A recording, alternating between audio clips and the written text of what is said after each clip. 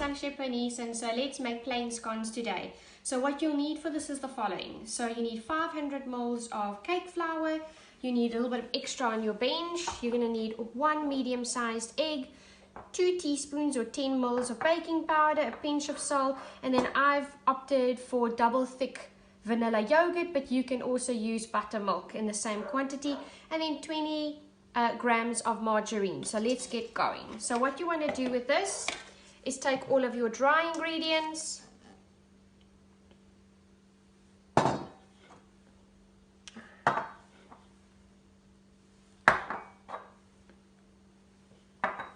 sieve them quickly in your bowl, and remember we want to incorporate as much air as possible, so it's okay if you lift the bowl.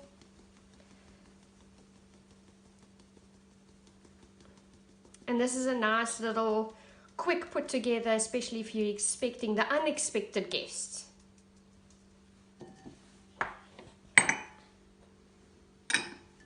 Okay, so we've got that. We're going to take our nice cold margarine and we're going to now use our fingers to do a rub-in method. So what you want to do is gently press the fat between your fingers, and we want to look at getting a rough pea size crumb structure. Okay, so now we have our crumb structure that looks like pea. We've taken our wet ingredients, so egg and the yogurt. We're inserting it into a well that we had made. And we're going to start mixing from the outside in.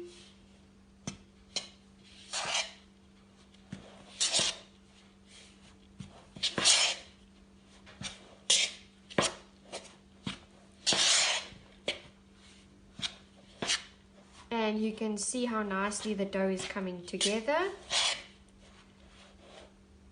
It's at this point that you want to work with your hands gently by incorporating the dough together in your bowl, and again be very gentle when you do that so that we have just a formed dough. So at that point you'll see that it's very rough looking, and we're going to proceed by working on our counter.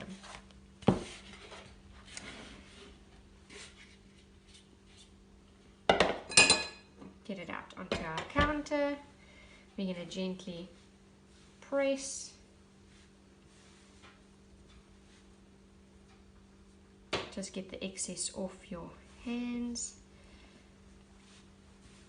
And we want to have a dough. Okay, so we have our dough that looks like this. We want to use our little bit of excess flour, and we just want to get it out onto our bench. Move the dough, and we want to now flatten it by pushing it down.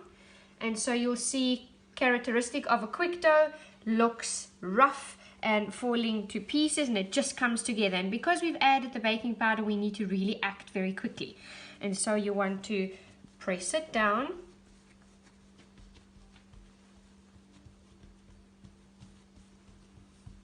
Make sure that it's nice and even, so you might even want to use a rolling pin just to ensure that you have the right thickness, because we want to ensure that it cooks all the way through.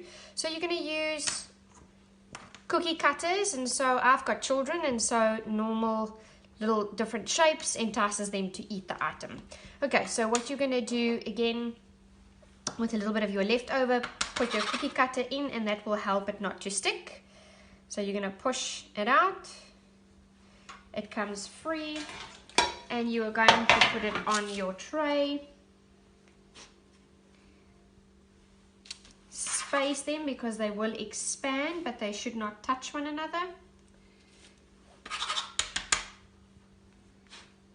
And you would need to have a preheated oven of about 200 degrees Celsius, top and bottom setting, and these babies bake for about 10 minutes. Okay, now that it's baked, you'll see it's nice and golden, and so what we're left with is this nice high rise. Place it on your cooling rack.